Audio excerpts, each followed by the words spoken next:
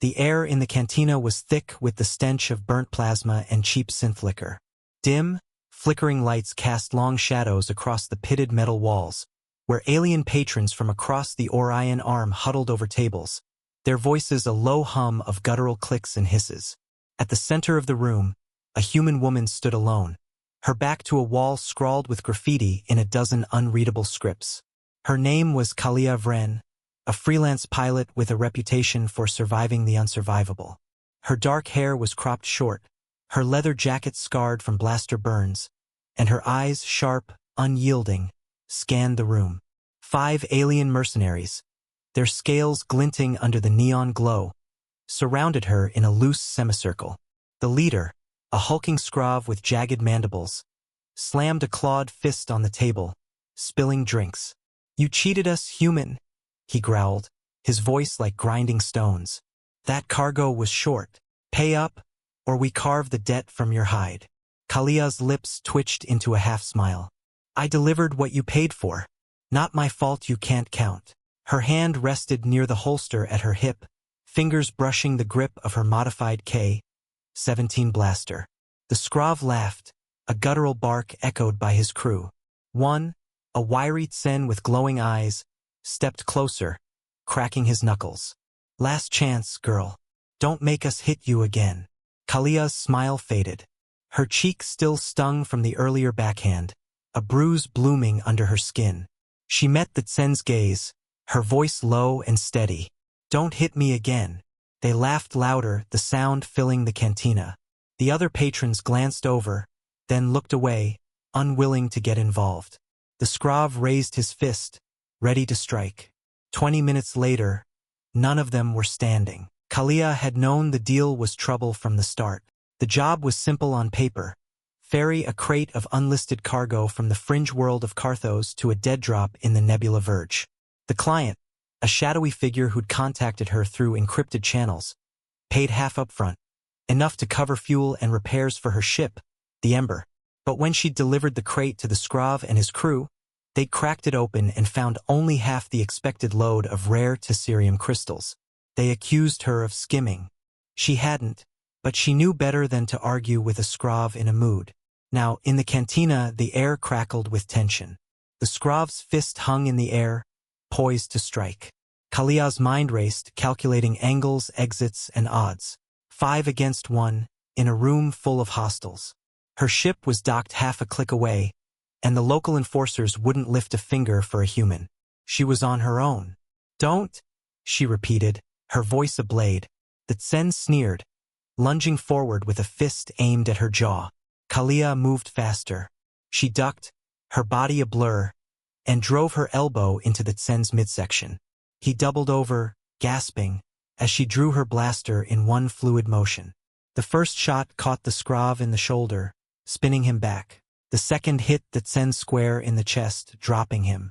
The cantina erupted into chaos, shouts, overturned tables, and the screech of chairs as patrons scrambled for cover. The remaining 3 mercenaries charged.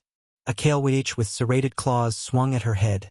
Kalia rolled under the strike, firing upward. The Kalewich collapsed, clutching its ruined arm.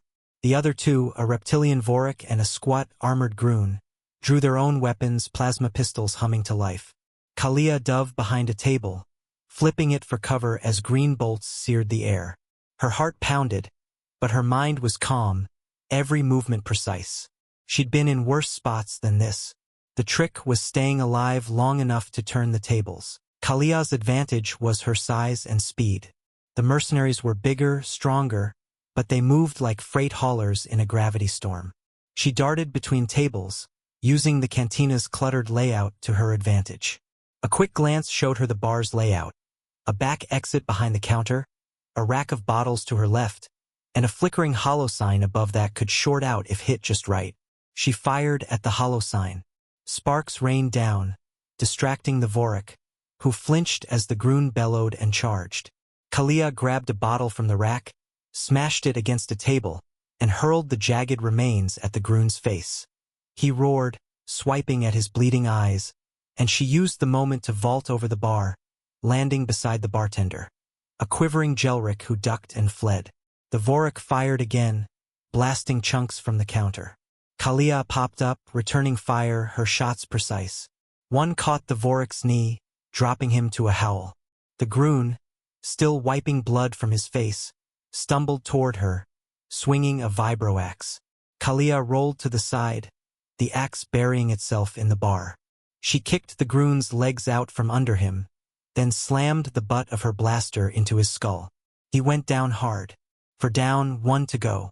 The Skrav, clutching his wounded shoulder, roared and charged, his mandibles snapping. Kalia knew she couldn't outmuscle him. Instead, she used his momentum. As he lunged, she sidestepped, grabbing his arm and twisting it behind him in a move she'd learned from a Terran Marine. The Skrav's own weight carried him into the wall, where his head cracked against the metal. He slumped, unconscious.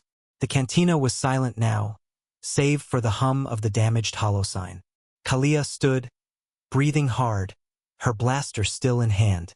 The patrons stared, wide-eyed, but none moved to challenge her. She holstered her weapon, stepped over the Skrav's body, and walked toward the exit. Outside, the air was cool, the neon lights of the spaceport casting a sickly glow over the cracked pavement.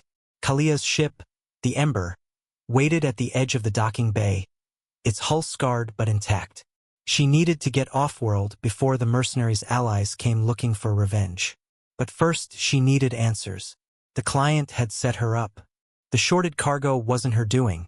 Someone had tampered with the crate before she'd even picked it up. She pulled a datapad from her jacket, hacking into the encrypted channel the client had used. It took her 10 minutes of slicing through firewalls to trace the signal back to its source. A corporate front on Carthos, tied to a mining conglomerate known for double-crossing freelancers. Kalia's jaw tightened. She'd been a pawn in a bigger game, likely a setup to spark a feud between the Skrav's crew and a rival faction. The Tesserium crystals were just bait. She wasn't surprised. Humans were often seen as expendable in the galactic fringe. But she wasn't about to let it slide. She fired up the Ember's engines, plotting a course back to Carthos. The client would learn what happened when you crossed Kalia Vren. She wasn't just a pilot. She was a survivor, forged in the crucible of a galaxy that underestimated her kind at every turn. 3 days later, Kalia stood in a sleek office overlooking Carthos' mining fields. The client, a smug corporate exec named Vorin, sat behind a desk, his scales paling as he realized who she was. You're supposed to be dead," he stammered. Kalia leaned forward, her blaster resting casually on her knee. "Yeah, I get that a lot. Now let's talk about that cargo you shorted." Vorin's guards lay unconscious outside, taken down with the same precision she'd used in the cantina. She didn't need to fire a shot this time. Just the threat was enough. Vorin spilled everything. The setup, the rival faction, the plan to pin the theft on her. Kalia recorded it all, then sent the data to every major player in the Verge. By morning, Vorin's operation would be radioactive, his allies abandoning him to save their own hides.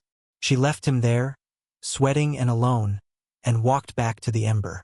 The galaxy was a brutal place, but humans like Kalia had a way of carving out their own justice. As her ship broke orbit, she smiled. Let them laugh. Let them underestimate her. In the end, she'd be the one left standing.